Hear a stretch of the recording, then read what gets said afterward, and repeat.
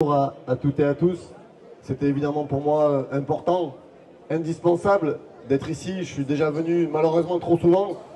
J'ai le souvenir d'un de vos collègues, Moussa, qui depuis a été licencié, Aminata, Jordan, l'ancien secrétaire général de votre fédération, Sébastien, qui a été convoqué au commissariat. On est à plus de 1000 syndicalistes de la CGT convoqués pour des procédures disciplinaires. Et la Fédération de l'énergie et GRDF principalement subit une vague de répression inédite. C'est pas un hasard si aujourd'hui Jordan et Aminata sont ciblés. Ils sont ciblés parce qu'ils sont des syndicalistes à la CGT, parce qu'ils représentent des femmes et des hommes qui résistent, qui se lèvent et qui n'acceptent pas une entreprise qui détruit les conditions de travail, qui n'acceptent pas que ce secteur qui est essentiel pour les populations passe entre les mains d'intérêts privés et défendent l'idée d'un grand service public de l'énergie. Cette répression, elle est absolument inadmissible. Et face à cela, il faut faire preuve d'une énorme solidarité. Parce que nous avons un rouleau compresseur libéral, médiatique, qui veut écraser toutes celles et ceux qui aujourd'hui résistent et relèvent la tête. Et je crois que vous avez aussi incarné pendant la réforme des retraites, par votre mobilisation exemplaire et inédite, un espoir pour des milliers de travailleurs, des millions de travailleurs dans ce pays.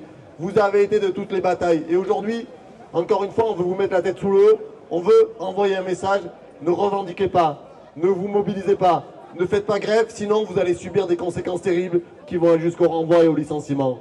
Et je suis là pour dire à la direction de GRDF que les voyous, ils sont dans les bureaux de la direction, que celles et ceux qui devaient être jugés, condamnés et dégagés de l'entreprise parce qu'ils sont inutiles, c'est les patrons de GRDF. Les salariés que vous êtes sont des indispensables, sans qui rien ne tourne. Et effectivement, parfois, c'est difficile, parce qu'il y a beaucoup de répression. Et il ne faut jamais rester isolé.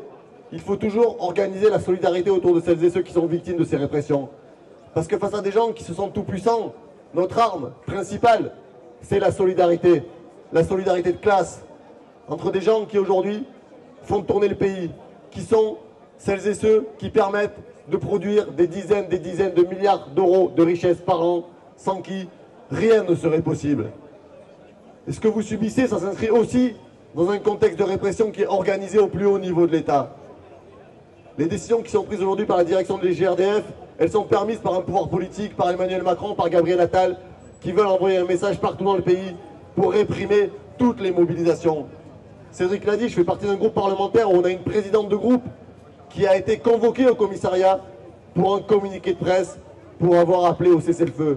Elle n'a pas été convoquée comme parlementaire en son propre nom.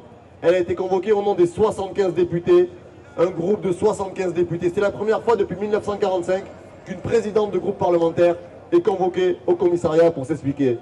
Et je veux aussi dire, et je vais en terminer là-dessus, quelles que soient les menaces, quelles que soient les intimidations, quelle que soit la répression, rien ne nous fera céder, rien ne nous fera reculer, à la fois sur la défense des libertés syndicales, sur les conditions sociales des salariés, mais aussi sur la question de la Palestine et de la libération de cette terre aujourd'hui où nous avons des dizaines de milliers de personnes qui sont massacrées. Encore cette nuit, une école de l'UNRWA a été bombardée par les criminels de guerre israéliens. Nous comptons des dizaines d'enfants qui ont été assassinés. Jamais nous ne baisserons les yeux, jamais nous ne passerons sous silence cette réalité qui est le premier génocide filmé au XXIe siècle. Et vous pourrez compter toujours sur nous pour être à vos côtés dans toutes les batailles.